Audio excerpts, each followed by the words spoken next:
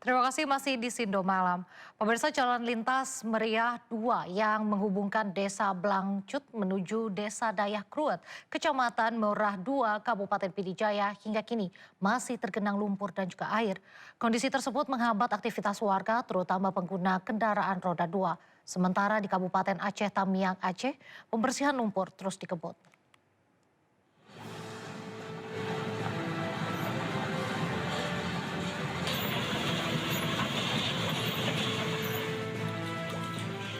Pasca terjadinya banjir bandang susulan di Pidijaya Aceh, Jalan Lintas Merah 2 tepatnya di Desa Blangcut menuju Desa Dayak Kruet, di jalan utama penghubung antar desa ini masih tertutup lumpur. Dengan alat seadanya warga membersihkan rumah secara mandiri. Bahkan sebagian memilih menyewa pekerja harian untuk mempercepat proses pembersihan agar rumah bisa segera ditempati kembali. Warga berharap pemerintah segera membantu pemulihan pasca bencana agar aktivitas kembali normal.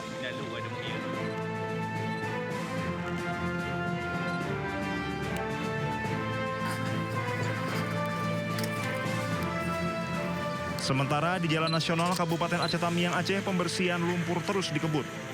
Pembersihan dilakukan agar akses transportasi masyarakat kembali normal.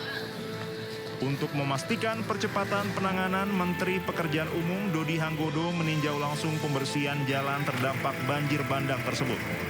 Dodi meminta pekerjaan dilakukan selama 24 jam dengan pembagian waktu siang hari pengangkatan lumpur di permukiman warga dan malam hingga subuh pembersihan di kawasan kota. Jadi ya memang kendala utama kalau dari pagi hingga sore kan traffic sangat kuat ya. Sehingga teman-teman masih kerjanya susah. Jadi saya minta kita akan kerja 24 jam di situ untuk mengejar waktu. Jadi pagi sampai dengan sore teman-teman akan mengumpulkan lumpur-lumpur dari lorong-lorong kanan kiri. Tadi kan mungkin ada yang lihat ya, ada beberapa alat berat kita yang disampaikan lagi dulu, tapi itu masih kurang, kita akan tambah lagi alat beratnya ya, kita akan tambah lagi. Dari Medan, saya lagi minta tolong Kepala Balai Jalan Medan dan Pembersihan jalan nasional dilakukan di ruas Kuala Simpang hingga batas Provinsi Sumatera Utara sepanjang kurang lebih 30 km. Untuk mendukung percepatan, Kementerian PU mengerahkan 22 unit alat berat dan 10 unit dump truck dengan target pembersihan rampung dalam 3 hingga 4 hari ke depan. Dari Pidijaya dan Aceh Tamiang, Aceh, tim liputan Anyus melaporkan. Banjir bandang yang menerjang wilayah Kabupaten Biren, Aceh meluluh lantakan bendung karet Pausanggangan. Kementerian Pekerjaan Umum memastikan bendung yang menjadi sumber air minum warga ini segera diperbaiki. Kerusakan parah terlihat pada struktur bendung yang melintang di antara desa Pesangan Kapa dengan Pesangan Mesana. Petugas menyebut kondisi bendung tidak memungkinkan untuk difungsikan secara normal, sehingga perbaikan akan dilakukan secara menyeluruh. Rencananya pengerjaan fisik bendung karet Pesangan akan dimulai pada awal tahun 2026 setelah seluruh tahapan pembersihan dan asesmen teknis selesai. Saat ini Kementerian PU masih melakukan pembersihan material banjir berupa lumpur, kayu, dan puing yang menutup badan bangunan. Bencana alam ini juga Bendung Karet Pesangan mengalami kerusakan dan bisa dikatakan rusak berat. Dan saat ini kami masih proses tanggap darurat dengan melakukan pembersihan sampah-sampah, baik itu sampah-sampah berupa kayu-kayu ataupun kayu-kayu gelondongan yang akan kami bersihkan di rumah. Menunggu bus Transjakarta di halte, seorang penumpang menggagalkan pencurian sepeda motor yang dilakukan komplotan pelaku curanmor di Kembangan, Jakarta Barat. Aksi terbongkar, pelaku sempat menembakkan senjata api ke arah korban sebelum kabur.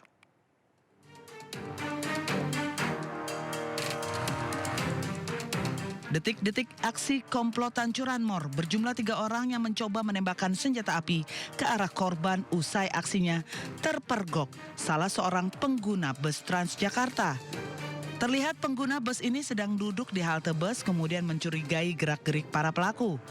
Pria berbaju hitam ini sontak menghampiri salah satu pelaku kemudian langsung ditodongkan senjata api. Dari arah lain, rekan pelaku juga berusaha melawan dengan menembakkan senjata api ke arah korban.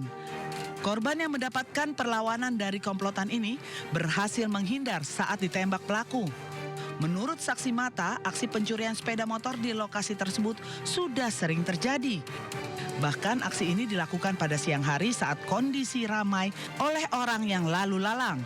Tiba-tiba ada letusan senjata, kan, di sebelah sana di Raksasa.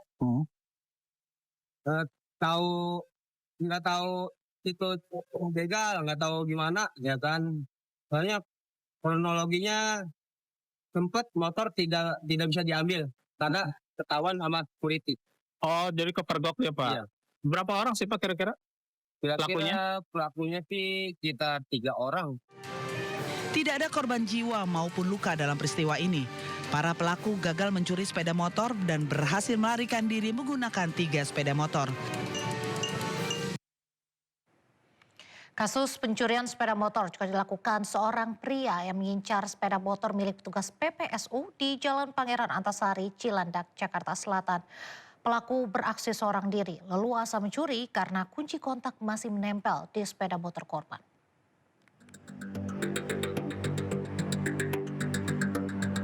Kamera pengawas merekam pelaku pencurian saat mencuri motor milik petugas PPSU di Jalan Pangeran Antasari, Cilandak, Jakarta Selatan.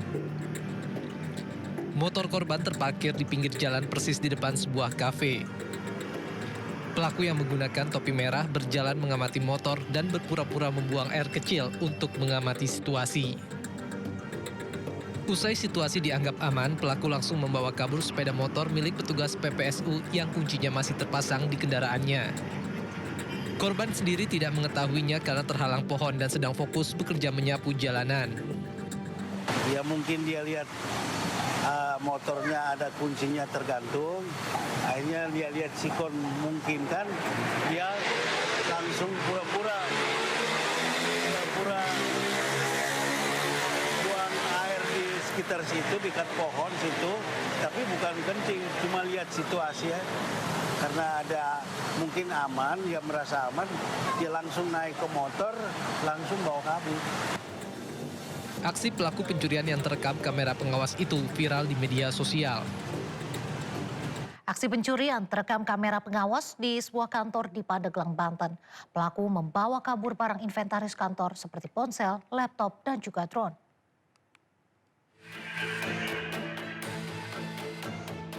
Kamera pengawas merekam pencurian di salah satu perusahaan di Kabupaten Pandeglang, Banten. Pencurian terjadi saat pemilik rumah masih tertidur. Pelaku masuk ke area rumah dan kantor kemudian mengambil sejumlah barang berharga seperti ponsel, laptop, dan drone. Pelaku beraksi dengan cepat sebelum meninggalkan lokasi. Akibat peristiwa tersebut, korban mengalami kerugian hampir 33 juta rupiah. Awal dia mungkin ke bawah dulu, kebetulan mobil gak dikuncikan. Jadi dia nyari-nyari barang di dalam mobil, nggak ada, mungkin nggak ada apa-apa. Kemudian dia naik ke atas. Yang ketahuan satu orang. Barang apa aja yang dibawa sih, yang dibaling itu? Kemarin itu ada 2 buah handphone, 1 drone, dan 1 laptop, sama 1 JBL stiker. Korban yang telah melaporkan pencurian ke pihak kepolisian berharap pelaku dapat segera tertangkap.